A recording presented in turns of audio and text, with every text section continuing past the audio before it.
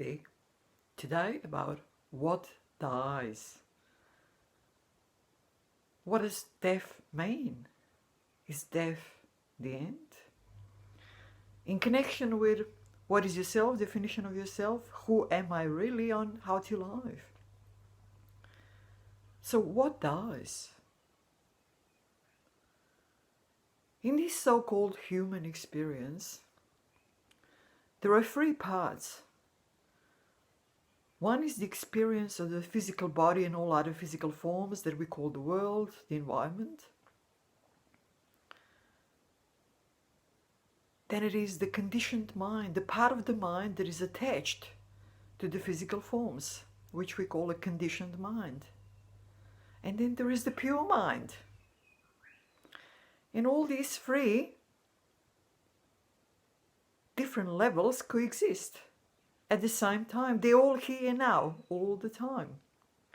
It's just a question of what do we experience directly and what do we experience conditionally.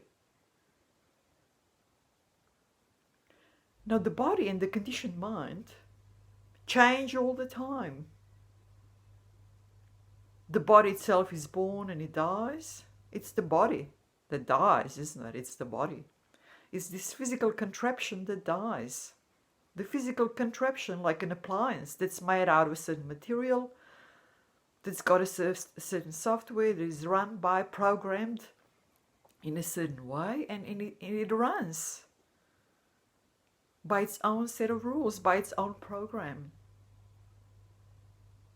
By the same token, whatever is born needs to die. The physical body, the experience of physical body, the body dies.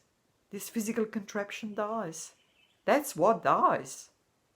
Now the conditioned mind, the mind that is attached, this is the part of mind that attached itself to the physical form of a human body, and it believes that it is the human body. When the human body dies, when the physical form dies, this conditioned mind does not die. It goes on and attaches itself to a different form, whether that be a form of another human being or a form of an animal or a form of some other creature, just depending on the karma,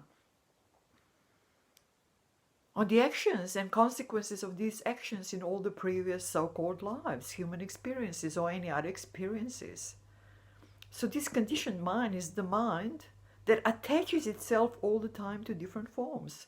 So when one sort of form dies, like this sort of a physical body, for example, that we think it's ourselves wrongly, when that body dies, then the mind, conditional mind, attaches itself to another form, to another body, to another physical entity that we experience. And that's how it goes on and on and on. All based on the past actions. Because every action has a consequence, and every action is at the same time a seed for new actions. And that's how it goes on and on and on, from attachment to one form, and then when that form dies, it attaches itself to another form, and on and on and on. As long as we wrongly assume, and we are totally under control of this conditioned mind, that we are, I am, I, me, my body, my whatever, my properties, my whatever experiences, my characteristics, my, I, me. For as long as we're under the influence of this conditioned mind that attaches itself to different forms, for that long we're going to go on and on and on, attaching to different forms. When one form dies, when one physical body perishes, and it needs to perish, because everything that is born perishes, then the conditioned mind will attach to another physical form, and so on and so on and so on.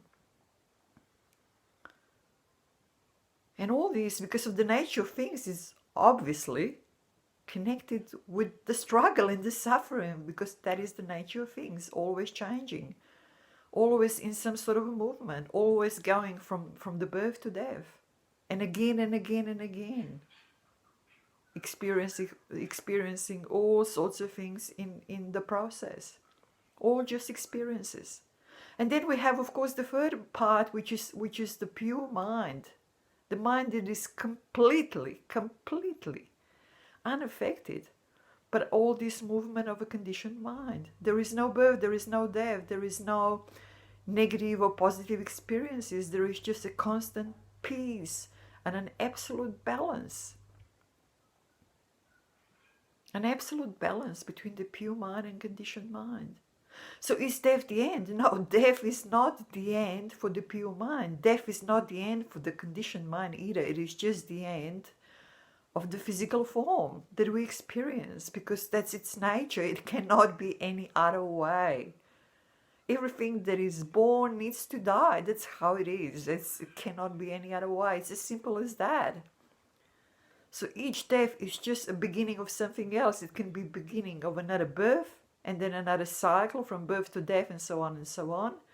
Or if we, at the time of death, are already at the stage where we understand the nature of things, when we understand what is and what isn't, when we understand that all the forms are just experiential, that they have no real entity, no physical substance, then we can go beyond, and we do not need to come back to attaching to different physical forms. We can just stay in the form, in the pure mind itself, experiencing it directly.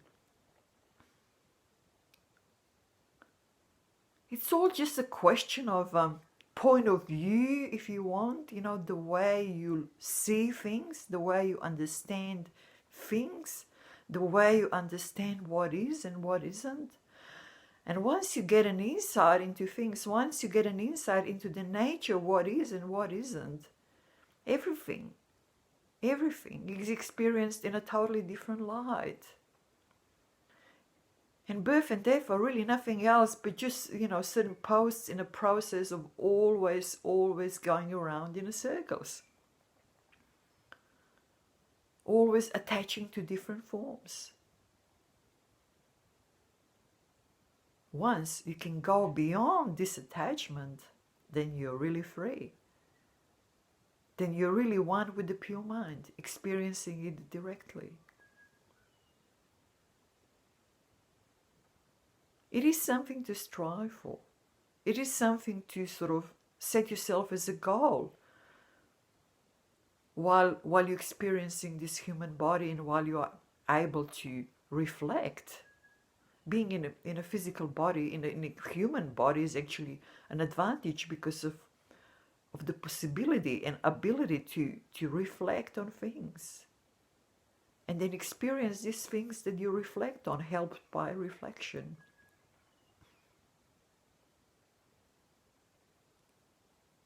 It is well worth reflecting on it.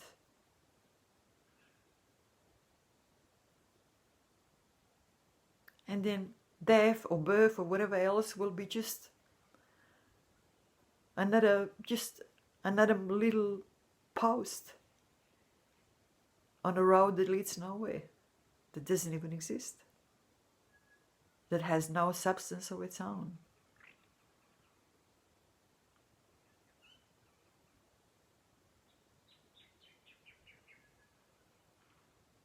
Maybe you can find some time and you can find it worthwhile to reflect on these things and to move beyond.